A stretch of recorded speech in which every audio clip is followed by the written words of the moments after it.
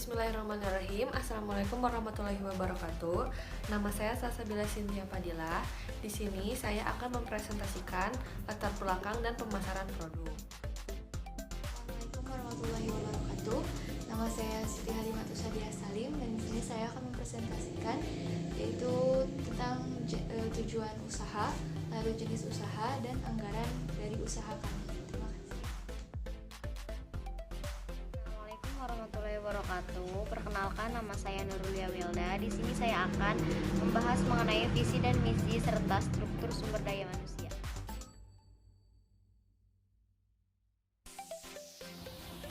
Baik, di sini saya dan teman-teman akan mempresentasikan hasil rancangan bisnis yang kami buat.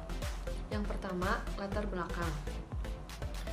Bisnis makanan kuliner merupakan salah satu bisnis yang berkembang pesat dan memiliki potensi perkembangan yang cukup besar. Sudah banyak pelaku usaha yang meraih untung dari usaha kuliner ini. Namun, tidak sedikit pula pelaku usaha kuliner ini yang gulung tikar alias bangkrut karena strategi pemasaran yang digunakan kurang tepat dan kualitas pelayanan yang kurang baik. Artinya, keberhasilan sebuah bisnis kuliner dalam memenangkan persaingan ditentukan oleh penerapan strategi pemasaran yang tepat serta hubungan baik yang dijalani dengan konsumen. Hubungan baik akan tercipta bila sebuah bisnis kuliner mampu memberikan kepuasan terhadap kebutuhan dan keinginan konsumen. Selain itu, kepuasan pelanggan juga merupakan sumber informasi yang efektif bagi manajemen dalam melakukan perbaikan terhadap pelayanannya. Salah satu cara yang dilakukan oleh sebuah bisnis kuliner untuk memberikan kepuasan kepada pelanggannya adalah dengan produk yang higienis dan berkualitas, serta kualitas pelayanan yang baik. Dalam perencanaan bisnis ini, kami akan menjual beberapa hidangan Korea yang cukup terkenal di negara kita. Hidangan Korea merupakan makanan tradisional yang dimasak dengan bahan-bahan yang digunakan dengan cara yang penyiapannya berbeda dengan negara kita. Masakan Korea sebagian besar berbahan beras, mie, sayuran, dan daging. Banyak sekali makanan Korea yang sudah mendunia, salah satunya di negara kita.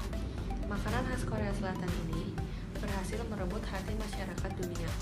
Pada zaman milenial ini, makanan khas Korea Selatan sangat banyak diminati oleh remaja-remaja. Makanan Korea saat ini sedang menjadi tren kuliner di Indonesia, seperti tteokbokki, kimchi, kimbap, bibimbap, dan ramyeon. Dalam perencanaan usaha, di sini kami ingin membuka atau merintis usaha dengan menjual beberapa hidangan Korea yang sedang tren di kalangan masyarakat saat ini. Makanan yang akan kami jual diantaranya tteokbokki, kimchi, dan ramyeon.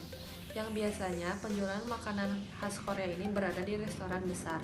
Di sini kami membuatnya sesimpel mungkin dan harga yang terjangkau. Dalam mengembangkan usaha ini, banyak sekali yang kami butuhkan dari mulai tempat, bahan makanan, alat masak, alat penyaji, dan pekerja. Selain itu, dalam dunia usaha, tentunya setiap orang menginginkan keuntungan dari hasil usahanya. Oleh karena itu, kami sebagai pembuka usaha harus benar-benar memperhitungkan pengeluaran dan penghasilan. Dengan adanya usaha ini, kami ingin mewujudkan dan merealisasikan niat berwirausaha, meningkatkan kemajuannya, memberikan kemudahan dalam melayani keinginan dan kebutuhan pelanggan. Baik, yang selanjutnya yaitu mengenai visi dan misi. Visi kami yaitu menjadi perusahaan makanan kekinian kelas internasional yang terkemuka dan dipercaya akan kelezatannya. Jadi di sini tuh kami akan merintis suatu usaha dengan makanan khas Korea yang memang sedang tren di kalangan masyarakat ini dan sukses merebut hati masyarakat dunia. Maka dari itu kami di sini menjadikan visi makanan kekinian kelas internasional karena memang ini sedang tren di kalangan masyarakat dan semoga usaha kami juga ini menuju kelas internasional. Yang selanjutnya yaitu misi kami yaitu yang pertama menciptakan produk makanan inovatif yang berkualitas tinggi dan disukai konsumen. Jadi kita itu menciptakan suatu produk makanan yang inovatif sehingga para konsumen itu dapat menyukainya. Yang kedua yaitu membangun jaringan distribusi yang handal dan merata sehingga dapat memberikan pelayanan yang memuaskan kepada para konsumen. Membangun jaringan distribusi yang handal ini memang sangat perlu ya dalam membangun usaha. Karena itu kita dapat memberikan pelayanan dan yang memuaskan kepada para konsumen. Yang ketiga yaitu membangun sumber daya manusia dengan belajar terus-menerus untuk menjadi yang terbaik, loyal dan bertanggung jawab serta mempunyai nilai kebajikan. Nah, membangun sumber daya manusia ini juga sangat diperlukan karena agar kita itu mau untuk terus belajar agar menjadi yang terbaik dan tidak lupa untuk bertanggung jawab. Lanjut ke tujuan usaha yang akan kami rintis ini. Nah, yang pertama adalah memperoleh suatu keuntungan dan pendapatan dari usaha yang kami dirikan untuk mensejahterakan pemilik dan tenaga kerja. Jadi diharapkan dari tujuan usaha ini tuh kami mendapatkan suatu keuntungan, dan dari keuntungan itu kami bisa mensejahterakan semua tenaga kerja yang memang berkontribusi untuk mengembangkan usaha kami ini. Nah, terus lalu yang kedua adalah memperoleh kepercayaan yang optimal dari konsumen, sehingga dengan adanya kepercayaan yang diberikan diharapkan usaha yang kami jalankan akan berkembang. Nah, dengan ini kami ingin mendapatkan hati atau memang kepercayaan konsumen karena dari kepercayaan konsumen tersebut itu menjadi sebuah bentuk yang memang menjadi motivasi ya untuk selalu atau dukungan motivasi untuk selalu mengembangkan usaha yang kami rintis ini. Nah, lalu yang ketiga adalah mempermudah mereka yang ingin mencoba dan membuat makanan khas Korea dengan sangat praktis sehingga siapapun dapat membuatnya. Nah, jadi di sini kan memang sistemnya kami ini adalah usaha yang memang bisa dibuat di rumahnya masing-masing. Jadi dari kami memang disediakan bumbunya saja dan kemudian yang lainnya itu mereka masih mentah dan memang di situ tujuannya untuk agar si konsumen ini membuatnya di rumah. Jadi ketika disediakan itu memang masih hangat dan masih enak untuk makan. Nah, lalu yang keempat adalah menambah pengalaman dan ilmu pengetahuan kewirausahaan dalam melakukan kegiatan usaha. Nah, dari usaha ini kami juga pasti mencari pengalaman ya. Dari pengalaman itu pasti akan adanya ilmu pengetahuan. Nah, jadi memang kami ini merintis dari nol dan pasti ini akan menjadi benar-benar menjadi guru kami, pengalaman kami serta ilmu-ilmu kewirausahaan kami. Jadi jika misalnya kami menciptakan suatu peluang usaha juga, kami memang sudah tahu gitu bagaimana pemasarannya atau bagaimana pengelolaannya dengan baik gitu. Nah, lalu yang kelima, yang terakhir adalah mewujudkan kemampuan dan kemandirian dan kemantapan dalam berwirausaha dan meningkatkan kemajuan masyarakat. Nah, dengan ini juga saya bilang tadi kami merintis dari nol. Nah, dari sini kan kami mencoba dan membentuk untuk mewujudkan jiwa kewirausahaan dan kemantapan dalam berwirausaha agar memang jika suatu saat nanti kami membuka suatu peluang usaha lagi, kami memang sudah mantap gitu dan sudah yakin bahwa usaha yang akan kami rintis lagi itu akan berkembang gitu. Jadi dan tahu bagaimana caranya menjaga dan mengelola usaha yang akan kami rintis itu. Kita lanjut ke pembahasan jenis usaha yang akan kami rintis ini. Nah, jadi jenis usaha yang akan kami rintis ini adalah jenis usaha di bidang kuliner. Nah, kuliner apa sih? Nah, jadi kami akan mengambil atau menyediakan kuliner atau makanan-makanan khas Korea. Nah, alasan kami untuk mengambil makanan khas Korea ini tentu kami terdorong dan termotivasi dari film-film Korea dan drama-drama Korea. Karena memang jika dilihat dan memang kami juga merasakan bahwa anak-anak zaman sekarang ini memang sering menonton film-film Korea, drama Korea gitu kan. Ya memang di dalamnya pasti ditampilkan makanan mereka seperti tteokbokki, lalu kimchi dan raepyeon. Nah, oleh sebab itu kami ingin menciptakan 3 makanan tersebut sebagai produk usaha kami. Dan tentu cita rasa yang akan kami ciptakan ini telah kami sesuaikan dengan lidah kami sebagai orang-orang Indonesia. Nah, pastinya seperti itu. Nah, selain kita merintis usaha di bidang kuliner ini, kami juga membuka jasa antar pesanan. Jadi bagi siapa saja yang memang tidak ada waktu atau sibuk untuk membeli langsung produk kami bisa, jadi para konsumen hanya tinggal mengontak kami sebagai kami gitu. Jadi nanti kami bisa mengantarkan pesanan tersebut sampai ke depan rumah konsumen masing-masing. Jadi ini juga gunanya untuk mempermudah para konsumen untuk mendapatkan dan membeli pesanan kami. Nah, kita lanjut ke anggaran usaha. Nah, di situ bisa dilihat ya bahwa kita menganggarkan usaha yang pertama itu adalah usaha anggaran peralatan masak yang dibutuhkan. Nah, memang di sini kami sistemnya seperti usaha rumahan, dan jika dipikir-pikir memang kami bisa menggunakan fasilitas dapur atau alat masak yang ada di rumah. Namun karena memang ini adalah usaha awal, jadi semuanya harus memang benar-benar diperhitungkan agar jika nanti memang suatu saat nanti membutuhkan alat tersebut, itu sudah tersedia. Nah, jadi yang pertama itu peralatan masak yang dibutuhkan. Nah, total keseluruhan di sini kan ada 8 alat dan total keseluruhannya jadi 1.709.000.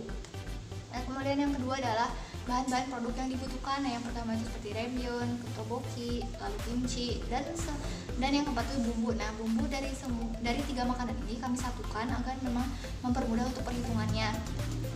Jadi total keseluruhan dari si bumbu ini adalah 1.092.000. Nah, lalu yang ketiga adalah kemasan yang dibutuhkan. Nah, karena memang produk kami membutuhkan kemasannya, memang ini produk kuliner gitu kan, makanan. Nah, jadi di sini kami mencantumkan seperti wadah plastik, lalu sumpit, lalu plastik klip untuk nanti si bumbunya atau si bumbu makanan tersebut. Dan total keseluruhannya itu 86.000. Nah, lalu yang keempat adalah tenaga kerja yang dibutuhkan. Nah, memang kami di sini merintisnya dari awal, dan yang kami butuhkan atau kami rekrut orang luar itu hanya sedikit, karena bisa dibilang usaha kami adalah usaha di tingkatan menengah ke bawah. Jadi memang kami masih jadi kami sendiri yang selaku pendirinya juga kami akan turun ke lapangan gitu.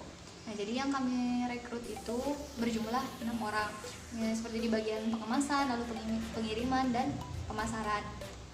Untuk nanti di bagian yang ditempatkan di bagian manajemen keuangan itu dari kami dulu, dan pasti struktur SDM juga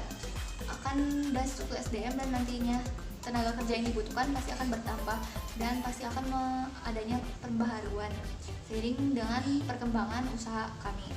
Nah, lalu dan di sini tenaga kerja yang kami butuhkan itu ada 6 orang ya, masing-masing 2 dari pengemasan, lalu pengiriman dan pemasaran. Nah, jumlahnya itu yang dikeluarkan untuk tenaga kerja itu sekitar 12 juta.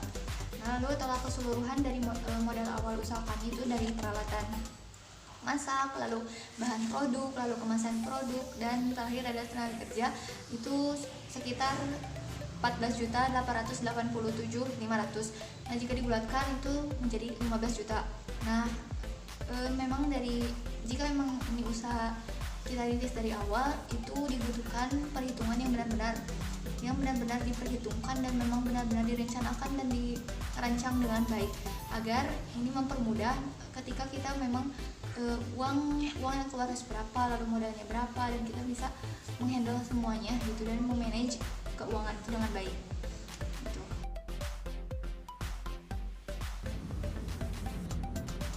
Selanjutnya, pemasaran produk. Dalam menjual produk, sudah pasti kita harus memasarkannya. Banyaknya pesaing yang membuat kami harus mengedepankan strategi pemasaran agar produk yang kita jual lebih dominan untuk dilihat dan menjadi pilihan konsumen. Ada beberapa strategi pemasaran yang akan kami laksanakan dalam memasarkan produk ini. Di antaranya, yang pertama, pengembangan produk. Produk yang kami jual kepada konsumen berupa makanan yang jarang orang bisa membuatnya, dan kami juga memiliki beberapa pilihan makanan khas Korea. Yang kedua, kegiatan promosi. Promosi salah satu strategi dalam proses pemasaran. Promosi sangat berpengaruh untuk kelancaran dan keberhasilan suatu usaha. Promosi yang akan kami lakukan yaitu menyebarkan brosur dari produk kami baik secara offline dan secara online. Kami juga akan mempromosikan produk di beberapa sosial media seperti Instagram atau WhatsApp. Yang ketiga, penjualan delivery. Kami juga akan menyediakan pesan antar sehingga konsumen dapat memesan tanpa harus datang ke kios kami. Cukup dengan WhatsApp atau mendirect message di Instagram, kami akan memproses pesanannya lalu kami antar ke tempat konsumen. Dan kami juga akan bekerja sama dengan Gojek atau Grab untuk memaksimalkan penjualan delivery kami. Baik, yang selanjutnya yaitu mengenai struktur sumber daya manusia. Saya akan menyebutkan yang pertama, yang paling atas ada kepala pengaturan, kemudian manajemen 1, manajemen 2, bagian pengemasan, bagian pengiriman, dan bagian pemasaran. Nah, saya akan membahas lebih detailnya satu persatu. Tugas dari saya akan bahas dari yang bawah, manajemen 1 dan manajemen 2. Tugas dari manajemen 1 dan manajemen 2 ini, yang manajemen 1 itu tugasnya yaitu mencatat seluruh data pengeluaran yang akan kita keluarkan untuk membangun suatu usaha ini. Kemudian yang manajemen 2 yaitu mencatat juga dan mendata segala pemasukan yang kita dapatkan selama perusahaan ini berjalan. Kemudian manajemen 1 dan manajemen 2 ini menyatukan semuanya, kemudian dilaporkan kepada kepala pengaturan, karena kepala pengaturan ini yang akan membackup semuanya. Nah, di sini karena memang usaha kami ini merintis dan bisa dikatakan usaha menengah ke bawah, jadi kami sendiri yang akan turun karena kan ini diciptakan oleh kami bertiga gitu. Kemudian untuk yang bagian pengemasan, bagian pengiriman, dan bagian pemasaran ini kami merekrut masing-masing 2 orang dari luar. Namun sewaktu-waktu struktur sumber daya manusia ini akan berubah. Sekian yang dapat kami sampaikan, semoga bermanfaat dan mohon maaf apabila banyak kesalahan. Wassalamualaikum warahmatullahi wabarakatuh.